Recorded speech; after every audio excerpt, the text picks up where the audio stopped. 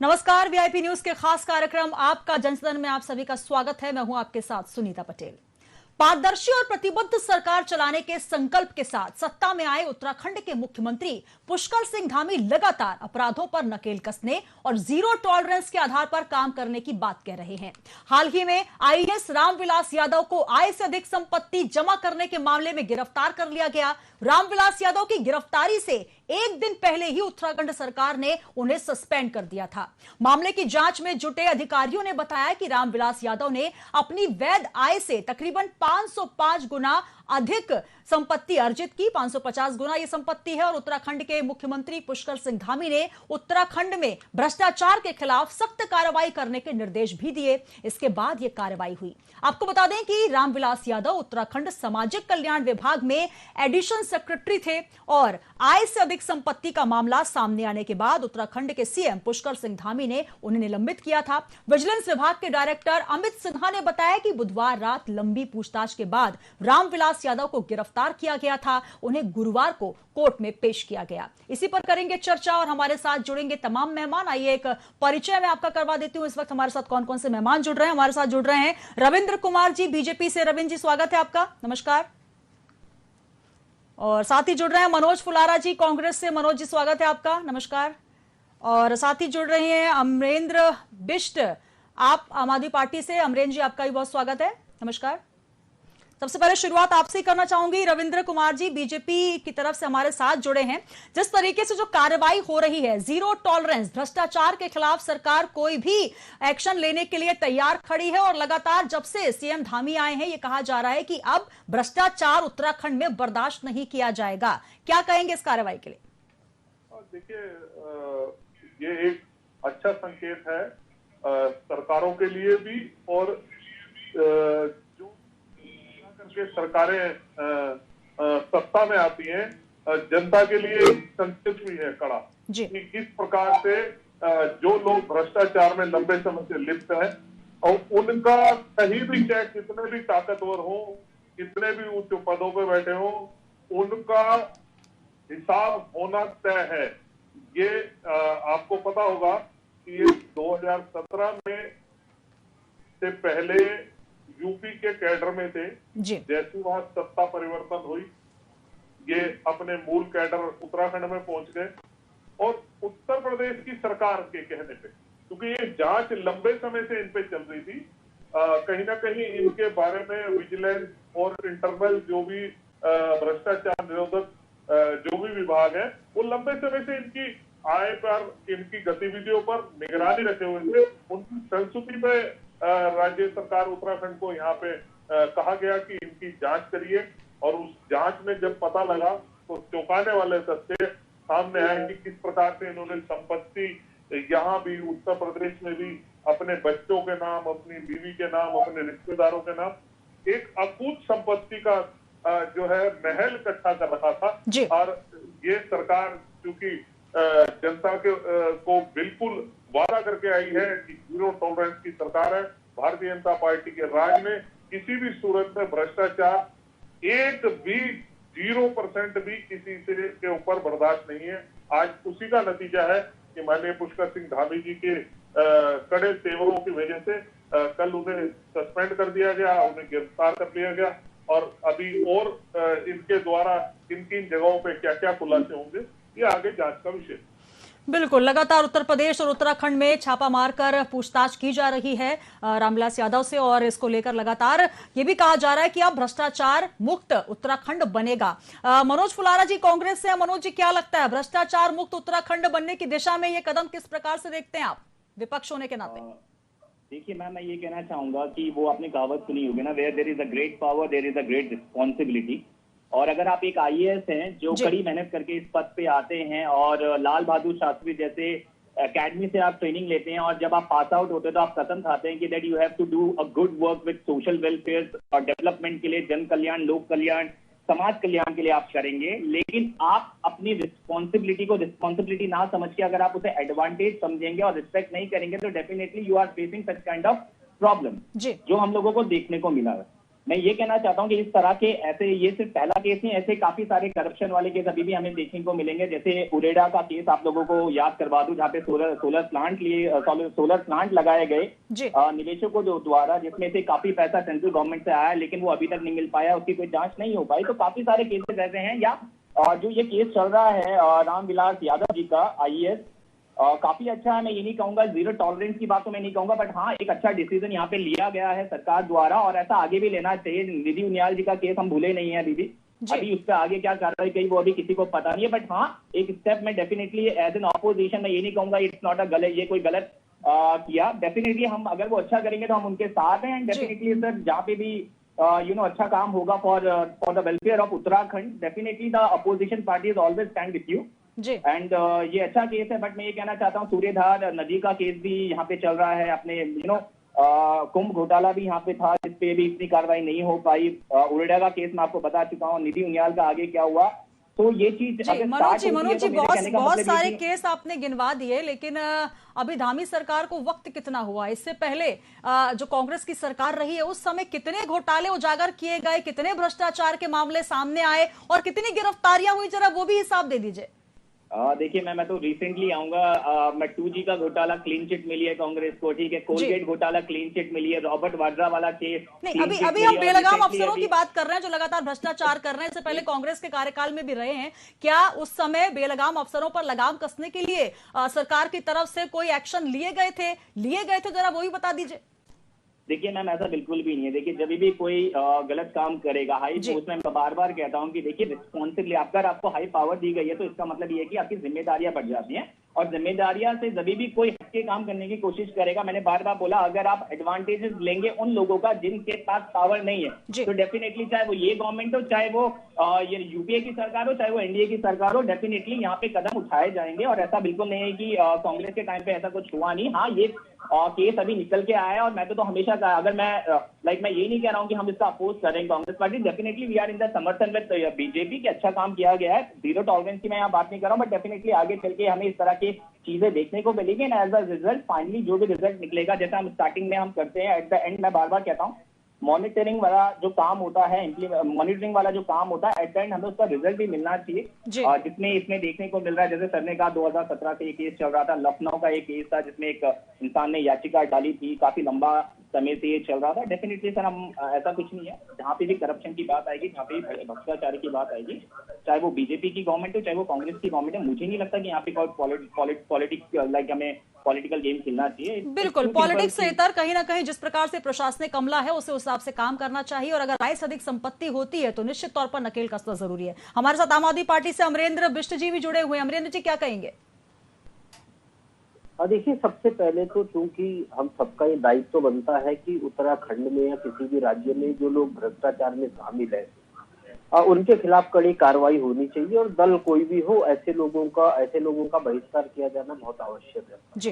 तो यदि उत्तराखंड में उत्तर प्रदेश से आए हुए एक अधिकारी जो जैसा रविंद्र भाई ने बताया कि 2019 में जो अधिकारी यहाँ आया और उस पर वहां भी जांच चल रही थी, वहां भी उनके खिलाफ FIR थी, और उसके बाद उत्तराखंड में आए और उत्तराखंड में फिर जांच की संस्तुति हुई और यहाँ पर उनके खिलाफ जांच हुई, और उस जांच में वो अब तक की जो जांच है उसमें वो दोषी पाए गए हैं। तो उनके खिलाफ जो कार्रवाई हो रही है वो सही दिशा में जा रही है, और धामी जी की ये सही कार्रवाई है। जहां तक रामविलास यादव पर कार्रवाई का सवाल है, हम उसका सहयोग हम उसका समर्थन कर रहे हैं, और हर भ्रष्टाचारी को नाप दिया जाना चाहिए।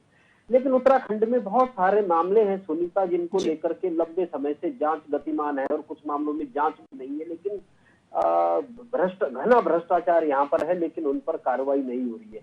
मैं कांग्रेस के प्रवक्ता साथी की जो आवाज थी वो मुझ तक आ नहीं पाई, मैं सुन नहीं पाया, लेकिन मुझे लगा कि शायद कुछ बातें उन्होंने भी कही है, कुछ बातें मैं जोड़ना चाहता हूँ। उत्तराखंड में जब धामी 1 था पिछला, जब त्रिवेंद्र रावत जी की सरकार थी, उस समय यहाँ उत्तराखंड के सहकारिता विभाग में बड़ा घोटाला एक सामने आया। भारतीय जनता पार्टी के जुड़े 2 विधायकों ने ही उसमें शिकायत की थी। उनकी शिकायत ये थी कि सहकारी जो राज्य में जिला सहकारी बैंक है उनमें जो लोग भर्ती हो रहे हैं उसमें मंत्री और जो उनके अध्यक्ष हैं वो मिल करके जो है पैसा लेकर के घूस लेकर के जो है नियुक्तियां कर रहे हैं। तो एक नियुक्ति घोटाला सामने आया था, तब से इसकी जांच चल रही है। और हाल में ही अभी बैंकों के अलावा सहकारी समितियों में भी वित्तीय अनियमितताओं के बहुत सारे मामले पकड़ में आ रहे हैं, लेकिन उनके खिलाफ अब तक धामी सरकार ने कोई कार्रवाई नहीं की जी। उत्तराखंड में कोविड को लेकर के, कोविड में टेस्टिंग किट को लेकर के हरिद्वार जिले में खासकर एक बड़ा घपला सामने आया था और विपक्ष ने भी इस बात को उठाया था और कहीं न कहीं इस बात की पुष्टि भी हुई थी। लेकिन उसको लेकर के धामी सरकार ने, चाहे वो धामी 1 उनका रहा हो कार्यकाल या धामी 2 का जो कार्यकाल है, इसमें भी उनके खिलाफ उस घोटाले को लेकर के अब तक चुप्पी साधे हुए उस पर कोई बात नहीं हो रही है। 2018 में जब भारतीय जनता पार्टी की सरकार बनने के 1 साल बाद इस राज्य में एक राशन घोटाला हुआ था, जिसमें 1100 कट्टे एक ही गोदाम से गायब, राशन की बोरियां गायब हो गई। लेकिन अब तक भी उसमें कोई बड़ी कार्रवाई नहीं हुई है। हालांकि जो उसमें आरोपी थे वो रिटायर भी हो चुके हैं, लेकिन अभी तक उनके खिलाफ कोई उनको दंडात्मक कार्रवाई उनके खिलाफ नहीं हो पाई है। आपके संज्ञान में होगा कि पिछले दिनों जो नोएडा में एक बड़ा जमीन घोटाला सामने आया, जिसमें उत्तराखंड के तकरीबन आधा दर्जन आईएएस और आईपीएस की भूमिका जिसमें पाई गई है और उसमें जांच चल रही है, लेकिन उसको लेकर के भी अभी उत्तराखंड की सरकार ने उसमें कोई कार्रवाई उस पर नहीं की। तो दर्जनों, अभी एक हालिया शिक्षक भर्ती घोटाला एक उत्तराखंड में आया है, उसमें मानकों को ताक पर रख करके कुछ शिक्षकों को नियम विरुद्ध जो है मैदानों में सुगम में ला दिया है। तो ऐसे तमाम घोटाले हैं जिनकी उम्मीद की जानी चाहिए कि धामी सरकार यदि वास्तव में भ्रष्टाचार को रोकना चाहती है और ऐसे अधिकारी जो भ्रष्टाचार में लिप्त है उन पर कार्रवाई चाहती है, तो इस तरीके के जो आधा दर्जन तकरीबन मैंने घोटाले आपको गिनाए, उनको बचाने का काम नहीं करना चाहिए, बल्कि खासकर जो सहकारिता विभाग का जो बड़ा घोटाला उत्तराखंड में हर किसी की जुबान पर है, उसमें तत्काल कार्रवाई की जानी चाहिए और शेष घोटालों पर भी आरोपियों के खिलाफ कार्रवाई की जानी चाहिए।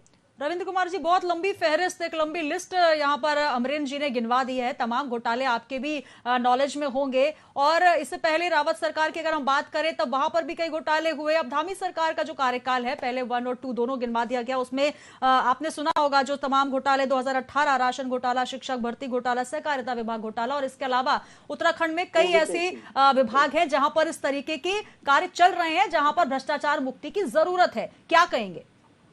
देखिए, जिस प्रकार से अमरिंदर मिश्री ने सारे घोटाले गिनवा दिए, कई सारी चीजें बता दी। मैंने बताऊंगा राशन घोटाला में अभी कोई 10 दिन 15 दिन पहले कोर्ट का ही आदेश था, जितनी भी वो राशन की या जो भी चोरी हुई थी उसमें जो उस समय के अधिकारी थे लगभग 85 लाख रुपए उनसे रिकवर करने के लिए कहा गया कि इनसे रिकवर होंगे, इनका चाहे मकान बेचो, चाहे जमीन बेचो, कुछ भी बेचो। तो पहली बात तो ये है। तो आप किसी भी सूरत में न समझे, जहां तक सहकारिता की बात है उसमें संबंधित अधिकारियों पे और जो लोग थे उसमें एक जांच कमेटी बिठा के जो भी उसमें दोषी हैं वो भी बहुत जल्द आपके सामने सारी चीजें क्लियर होके आ जाएंगी। ये कहीं भी कोई चीज ऐसी नहीं है कि यहाँ भ्रष्टाचार कोई करेगा और मौज से रहेगा। बिल्कुल कतई रूप से कहीं से कोई मौज लेने वाला नहीं है। यहाँ जरा सी गलती की एक ही सजा, बस हो ये सकता है कि फिलहाल आप नजर में ना आए, लेकिन आप जैसी किसी की नजर में चढ़ेंगे, चाहे मैं हूं चाहे आप है चाहे कोई भी है, गलत काम जरा सा भी भारतीय जनता पार्टी की सरकारों में किसी भी सूरत में कहीं बर्दाश्त नहीं है। रविंद्र जी, क्या ये नजर में नहीं आए तमाम घोटाले? आप कह रहे हैं नजर में जैसे ही चढ़ेंगे वैसे ही कार्रवाई शुरू होगी। हालांकि जो रामविलास यादव के ऊपर कार्रवाई चल रही है वो पहले उत्तर प्रदेश से शुरू होकर अब उत्तराखंड में कागजात ट्रांसफर किए गए, उसके बाद 7 ठिकानों पर छापामार कार्रवाई हुई। लेकिन जो तमाम घोटालों का जिक्र किया अमरेंद्र जी ने, ये पहले से चल रहे हैं, तो क्या इस पर नजर नहीं गई धामी सरकार की? इस पर नजर क्यों नहीं पड़ पाई? नहीं, देखिए, मैं आपसे बताऊं कि किसी भी प्रतिक्रिया की ऐसी होती है। अब आप इसका एक उदाहरण लीजिए। अभी दिल्ली में एक 2000 करोड़ की संपत्ति का जो गबन का मामला था, एक कांग्रेस के बड़े नेता, उनसे अगर जांच शुरू हुई तो वो किस प्रकार से पूरे देश के अंदर एक माहौल बनाने का काम किया गया। तो किसी भी प्रक्रिया की जो भी किसी की शिकायत आती है या कोई वो होती है तो उसकी जांच होती है। ऐसे नहीं होता। अब ये रामविलास यादव जी है, एक लंबे समय से इनके लिए जांच चल रही थी, इनके बारे में साक्ष्य और सबूत इकट्ठा हो रहे थे, और जब वो साक्ष्य सबूत इकट्ठा हो जाते हैं तो तभी जाके, मान लो आज तो गिरफ्तारी कर लेंगे, कोर्ट में जाके वो एविडेंस के आधार पे जब हो जाए तो फिर यही विपक्ष के लोग हल्ला मचाएंगे कि ईडी को परेशान करने के लिए, विजिलेंस को परेशान करने के लिए उन्हें परेशान किया जा रहा है। तो ऐसे साक्ष्य जुटाने में थोड़ा सा समय लगता है। अब ऐसा तो है नहीं कि कहीं हम कोई ऐसे मुल्क अफगानिस्तान में जहां आज ही पकड़ा, उन्होंने कहा जी इसने चोरी करी, उन्होंने ठीक है हाथ काट दो इसके। तो ऐसा नहीं होता अमरिंदर की, किसी भी चीज का कोई है। जी, और जी। अगर रविंद्र जी 8 अप्रैल 2022 को एक ऐप लॉन्च किया था, भ्रष्टाचार मुक्त उत्तराखंड ऐप 1064। जी, उस पर कितनी शिकायतें अभी तक आई और कितना निराकरण हो पाया, जरा ये भी बताएं। देखिए, आप सुनीता जी एक चीज समझिए कि शिकायत है ना, मान लो मैं किसी को, आपको अभी कह दूं कि जी फला व्यक्ति जो है वो गलत काम कर रहा है, तो इसके कहने से ये शिकायत नहीं है। हाँ, अगर मैं आपको उसके एक एविडेंस दूं, देखिए जी ये व्यक्ति जो है इस तरीके सर, विभाग किस लिए बनाया गया है? शिकायत आम इंसान करेगा, लेकिन विभाग उसकी जांच करेगा। अगर सबूत लेके आम आदमी पहुंच जाए तो फिर आपके विभागों का क्या मतलब है सर? नहीं, देखिए मैं एक बात, जनरल बात बता रहा हूँ। शिकायत आने का मतलब ये नहीं है कि अगर शिकायत आई तो उस पर गौर ही नहीं। जो भी शिकायतें आती हैं उसको जिस संबंधित विभाग है या जिस संबंधित क्षेत्र है, या क्राइम से हो या कोई भ्रष्टाचार से हो या किसी और से हो, तो उस विभाग के पास पहुंच जाती है। अब उसमें अगर वाकई में सच्चाई है, किसी ने शिकायत करी है, तो वो बिल्कुल उसमें पाइपलाइन में है, उसकी शिकायत का आपको जरूर दिखाई देगा कि हाँ जी मैंने शिकायत की थी, उसके कारण इस व्यक्ति को ये सजा होने जा रही है। और दूसरी बात ये होती है, मेरा फर्ज बनता है, मैं चैनल के माध्यम से कहना चाहूंगा, अगर मेरे क्षेत्र में या मेरे नजर में कोई ऐसा व्यक्ति है जो कोई गलत काम कर रहा है किसी भी प्रकार का, तो ये मेरा मौलिक अधिकार बनता है कि मैं उसके बारे में शिकायत जाके साक्ष्य के साथ कार्रवाई के लिए पुलिस को या उचित विभाग को जाके बताऊं, ना कि किसी चीज को कहूं कि लो जी यहाँ तो भ्रष्टाचार हो गया, यहाँ तो चोरी हो रही है, यहाँ तो चकारी हो रही है। तो ये चीजें भी थोड़ा सा ठीक नहीं होती है। अगर मैं इस बात के लिए आम आदमी पार्टी को कह रहा हूँ, क्योंकि ये क्या होता क्या है कि ये हल्ला ज्यादा मचाते हैं, इनके पास अमरिंदर जी क्या कहेंगे? ये कहते कुछ है और करते कुछ है। नॉलेज की कमी आम आदमी पार्टी के पास थोड़ी सी कम होती है। ये ज्यादा मैं आपको बताना चाह रहा हूँ कि उत्तराखंड प्रदेश में पहले लोकायुक्त होता था। यहाँ पर लोकायुक्त में कोई भी व्यक्ति जाकर के सरकारी विभागों में होने वाले घपले घोटाले की शिकायत कर सकता था। लेकिन 2017 में जैसे ही भाजपा की सरकार बनी, इन्होंने जीरो टॉलरेंस का यहाँ पर नारा दिया और सबसे पहला काम किया कि लोकायुक्त को हटा दिया, ताकि आम आदमी वहां पर लोकायुक्त के पास इनकी सरकार की शिकायत करने न जा सके, इनके अधिकारियों की शिकायत न करने जा सके, इनके नेताओं की शिकायत न करने जा सके। तो सबसे पहले इन्होंने क्या किया, लोकायुक्त को खत्म कर दिया। और 2017 से लेकर के दो स्टेट में चल रही है, आप कृपया 2017 से लेकर के अब तक कोई लोकायुक्त हमारे राज्य में है नहीं, पहली बात। दूसरी बात, मुख्यमंत्री शिकायत पोर्टल एक इन्होंने बनाया था, लेकिन आज तक का रिकॉर्ड है इस राज्य में, रविंद्र भाई बैठे हैं, बड़े भाई हमारे, लेकिन वो एक शिकायत का उल्लेख करके बता दें कि किसी एक शिकायत पर कोई कार्रवाई हुई हो। तो त्रिवेंद्र रावत जी की जो 4 साल तक सरकार चली, उसमें सीएम पोर्टल पर एक भी कार्रवाई नहीं हुई। उसके बाद 2 अन्य मुख्यमंत्री जो आए, जिनमें धामी जी भी शामिल है, तीरथ सिंह रावत जी भी शामिल हैं, एक भी भ्रष्टाचारी पर कोई कार्रवाई नहीं हुई। अब उसके बाद जो ये धामी जी का जो दूसरा कार्यकाल आया है, उसमें हम इसको पहली कार्रवाई के रूप में देख सकते हैं। और इसलिए भी देख सकते हैं कि ये उत्तर प्रदेश से ट्रांसफर हुआ मामला है। जिस तरीके से उत्तराखंड में, पूरे उत्तराखंड के भीतर खनन धड़ल्ले से चल रहा है और उसमें जो है खुलेआम भ्रष्टाचार चल रहा है, जिस तरह से उत्तराखंड के सरकारी दफ्तरों में खुलेआम भ्रष्टाचार हो रहा है, तो उसकी इन सब की शिकायत के लिए जो पोर्टल, जो लोकायुक्त होना था, उसको तो इन्होंने खत्म कर दिया पहले ही। अब ये कहते हैं कि हमारे एक नंबर पर आप शिकायत कीजिए, और शिकायत के बाद मतलब उसको इतना पेचीदा बना देते हैं कि शिकायत करने वाला ही उसमें स्वयं उलझ जाता है और वो अपनी शिकायत ही वापस ले लेता है। आपने अभी सुनीता जी, अमरिंदर जी कभी क्या आपने 1064 पर ट्राई किया कि क्या वहां पर हम कोई शिकायत करते हैं? क्योंकि आपने लिस्ट तो बहुत लंबी गिनवाई, लेकिन अच्छा विपक्ष होने के नाते क्या वहां पर कभी आपने देखा कि वाकई शिकायत सुनी जाती है, निराकरण होता है कि नहीं होता? नहीं, देखिए सुनीता जी, ये इम्पोर्टेंट नहीं है कि मैं उसमें शिकायत करूं, लेकिन बहुत सारे ऐसे शिकायत आपको नहीं करनी है सर, शिकायत आपको जनता के बिहाफ में करनी है। नहीं, निश्चित तौर पर मेरे पास कोई शिकायत होगी और किसी विभाग के भ्रष्टाचार को लेकर के मेरे पास मुझे कोई शिकायत करनी होगी तो मैं उस पोर्टल पर जाकर करूंगा और मैं जिलाधिकारी के माध्यम से करूंगा या अन्य जो उचित माध्यम होंगे मैं उन माध्यमों से करूंगा। लेकिन मैं तो ये कह रहा हूं कि जो इन्होंने एक नंबर जारी किया उस नंबर पर क्या कारण है, आप ही बताइएगा कि क्या कारण है कि आज तक किसी भी शिकायत पर कार्रवाई नहीं हुई। इसका मतलब सीधा सीधा है कि 3 महीने उस पोर्टल को बने हुए हो गए हैं, मुझे लगता है 3 महीने से भी ज्यादा समय हो गया, तो उसके बावजूद भी आज तक एक भी शिकायत ऐसी नहीं आई जिसको लेकर के सरकार ये कहे कि ये शिकायत आई थी और हमने इसका निदान कर दिया। जस्ट इनके साथ साथ पंजाब में एक सरकार बनी, हमारी सरकार बनी, आम आदमी पार्टी के नेतृत्व में एक सरकार बनी।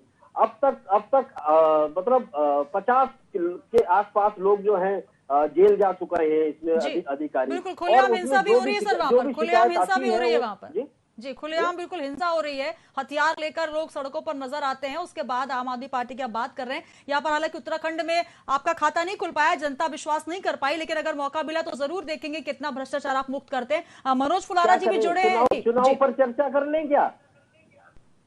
नहीं, आपने दूसरे स्टेट सर, आपने दूसरे स्टेट का जिक्र किया सर, दूसरे स्टेट का जिक्र किया, इसीलिए मैं आपको बता रही हूँ कि उत्तराखंड में उदाहरण मैं एक नंबर का भ्रष्टाचार विरोधी जो एक नंबर जारी किया है, मैं दो नंबरों के बीच में तुलनात्मक आपको बात बता रहा था कि एक नंबर पर इतनी शिकायतें आ गई कि 50 से ज्यादा लोग जेल चले गए, और एक हमारी सरकार ने सेम वही नंबर जारी किया है लेकिन उस पर आज भी कोई शिकायत नहीं और कोई जेल नहीं गया उसमें। जी रविंद्र जी जवाब दीजिए, कितनी शिकायतें आई और कितना निराकरण हुआ? देखिए ऐसा है, अभी आपने एक सवाल सुनीता जी पूछा था कि आपने क्या शिकायत करी, उन्होंने कहा मेरे पास अगर होगी तो मैं जरूर करूंगा। आप एक बात बताइए, आप जनता के प्रतिनिधि बनते हैं, जनता की आवाज बन के दिखाते हैं, चैनलों पे बैठ के बड़े बड़े ज्ञान बताते हैं, तो आप एक बार 1064 पे एक बार आप ट्राई करके देखिए ना, कोई शिकायत के लिए शिकायत का तो आपके पास। रविंद्र जी अभी सवाल ये है कि इतना वक्त हो गया, क्या वाकई शिकायतों का निराकरण हो रहा है, क्या इसकी मॉनिटरिंग की जा रही है? क्योंकि अमूमन होता ये है कि जनता के लिए जो है फैसले तो किए जाते हैं, योजनाएं लाई जाती हैं, लेकिन वाकई उसका निराकरण हो पा रहा है या नहीं समस्याओं का, इसके लिए मॉनिटरिंग हो रही है या नहीं हो रही है? देखिए बिल्कुल जो भी ऐप इसमें डाला गया है पब्लिक प्लेटफॉर्म पे, उस पे जो भी शिकायतें आती है संबंधित विभाग को जाती है। और अगर मैं आपके चैनल के माध्यम से ही कहना चाहता हूँ, अगर किसी के पास अगर कोई ऐसा व्यक्ति आया होगा कि मैंने शिकायत करी थी और आज तक मेरी शिकायत का कोई रिजल्ट ही नहीं आया, आपके पास या तो कोई ऐसा आंकड़ा हो, आए हो लोग, ऐसा नहीं है कि निराकरण नहीं है। जिस व्यक्ति ने भी फोन किया उसके नाम को गुप्त रखा जाएगा, ये कह के बात कही गई है। हाँ, उससे जानकारी लेने के लिए अगर कोई विभाग फोन करता है तो उन्होंने कहा भाई किस तरीके की है, क्या है, तो उस पर जरूर काम हो रहा। और मैं आपके चैनल के माध्यम से कहूंगा भी आम आदमी पार्टी के उनको कि एक बार जरूर 1064 पे ट्राई करके देखें, आपको भी पता लग जाएगा, लोगों को भी पता लग जाएगा और आपके माध्यम से हमें भी पता लग जाएगा। उसके बाद आप सवाल खड़ा करने में आपको भी आनंद आएगा और इस प्रतिष्ठित चैनल के हमारे जो एंकर सुनीता जी बैठी हैं वो भी हमसे जरूर सवाल जवाब इस पे करेंगी। लेकिन फिलहाल ये हाइपोथेटिकल सवाल बनाना कि ऐसा हो रहा है तो ऐसा हो गया, ऐसा हो गया तो ऐसा हो गया, अरे भैया पंजाब में हालांकि हाइपोथेटिकल सवाल नहीं है सर, आपसे जमीनी हकीकत पूछी जा रही है, जवाब स्पष्ट दे नहीं रहे हैं। लेकिन चलिए मनोज फुलारा जी आपका भी मैं रुक करना चाहूंगी, बहुत देर से आप शांत बैठे हुए हैं, क्या कहेंगे?